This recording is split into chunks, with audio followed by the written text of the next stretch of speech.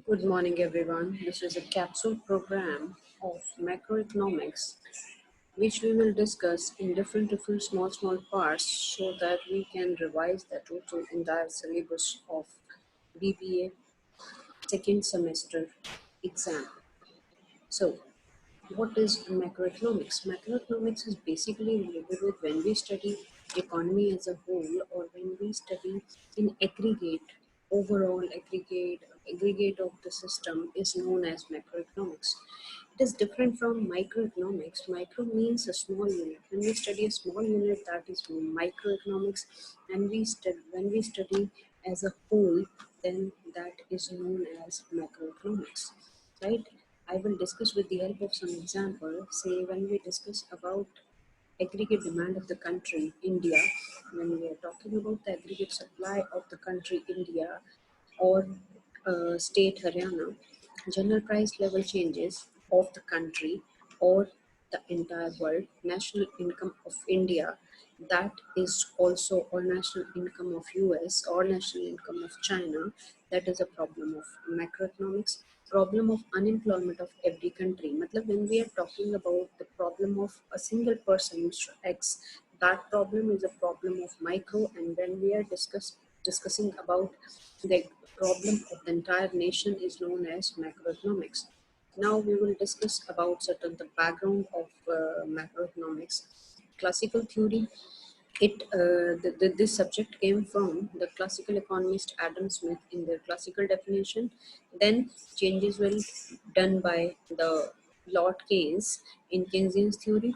Then Milton Friedman also changed something in the neoclassical theory, and finally the theory which we all understand, the theory of rational expectation theory.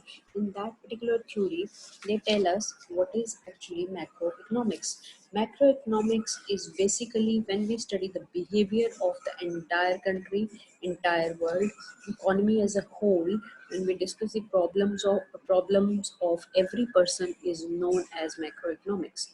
Then now we discuss about the scope of macroeconomics. What is the scope? Scope means what we include in macroeconomics.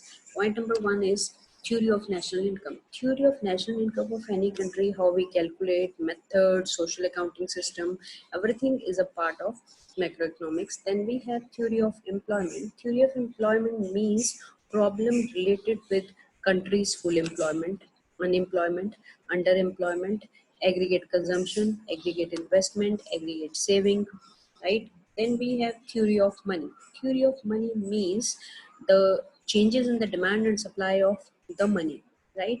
To the considerable extent, macroeconomics studies the function of money, theories related with money, problems of financial institutions. Then we have the theory of economic growth and business cycle. Economic growth.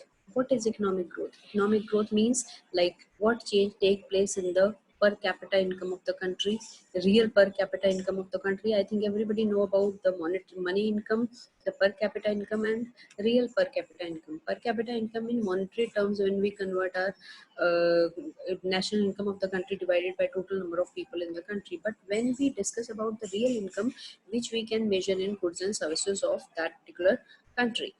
Business cycle. What is business cycle? Business cycle means boom, depression, recession, cyclical changes take place. Cyclical movement in the economy is known as basically business cycle, that also part of macroeconomics. Theory of international trade, like when we discuss about the BOP, business BOP means sometime BOP include, import, export, interport, tariff protection, tariffs, taxes, everything. Theory of budgetary deficit and fiscal policy. Everybody know about the fact that today there is an era of privatization and globalization. Privatization and globalization, due to that reason, we all people discuss budgetary deficit, the impact of globalization or privatization on country like India is a part of that particular fiscal policy, and that fiscal policy is a part of macroeconomics. Then we are talking about interest rate and monetary policy. Monetary policy also involves some monetary measures like a change in the interest rate. When we increase the interest rate, then people try to invest, and they not spend more. But when country reduces their interest rate, then people try to withdraw, and they don't want to invest anywhere. Okay, that's all for today.